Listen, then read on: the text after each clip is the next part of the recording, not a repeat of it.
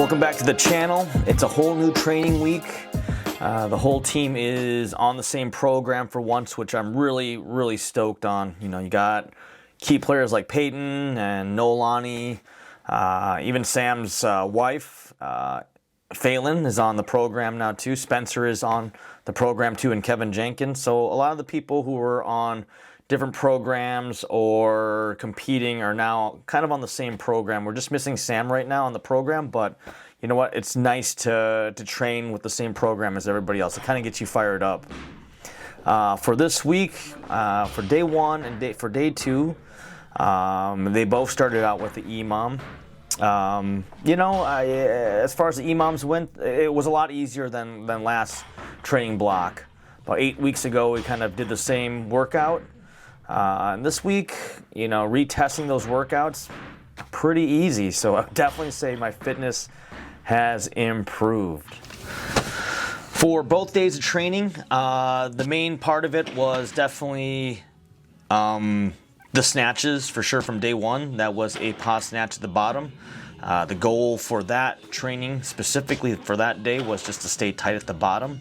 I've had some problems in the past where, my back's tight or had trouble keeping my hips engaged and my legs engaged at the bottom position of the snatch. So, lighter percentages, owning that position was a great exercise for that for sure. For the day two, I kind of just did some, power cleans leading up to my pulls.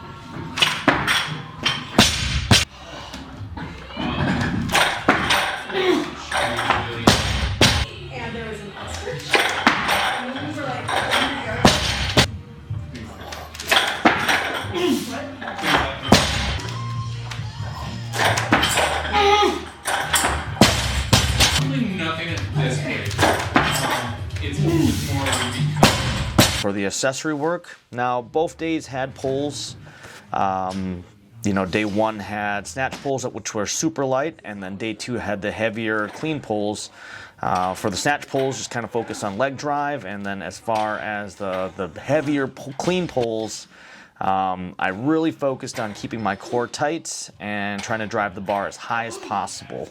Obviously, you can tell from the videos, I was not ready to clean and jerk that weight. Both days had some accessory work. Day one had some lighter snatch balances. I, wanted to just focus on keeping my upper back and my arms engaged when I hit the bottom position. And for day two, I had bottom-up back squats. So you kind of start at the bottom and you kind of re-engage and you kind of stand up with it. Both exercises are challenging their own ways, but I definitely found that the bottom-up squats for me were the hardest, not because they're heavier, just because I had to kind of search for that bottom position.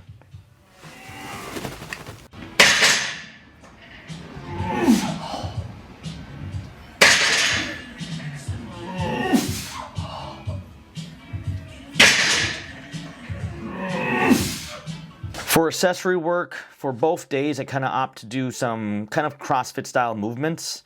For day one, I did some toe-to-bars. Not only do I have to coach some of these movements, I really want to get efficient and be great at demoing them, whether it's a scaled option or doing it like as prescribed. For day two, I worked on handstand holds and handstand walks and some handstand push-ups. For both, I really focused on that hollow body position, keeping my core tight and trying to be as strict as I could through the movement. But yeah, it was all right. It didn't hurt myself, and I felt pretty cool doing them. Another accessory piece that I'm going to probably start programming for the team is SOTS press.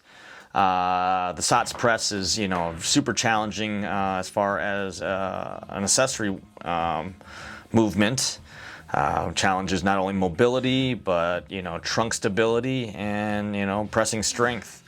I've used it a lot in the past for myself to, find a better overhead position for the jerk and find a better bottom position for my snatch.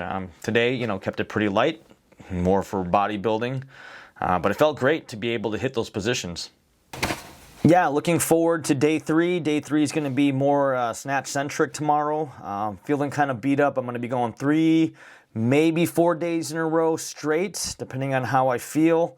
Body's kind of beat up from all the lifting and all the fishing lately, so I'm going to eat a lot of food, roll up my lats, and try my best tomorrow. Hey, thanks for checking out, guys. I'll talk to you soon.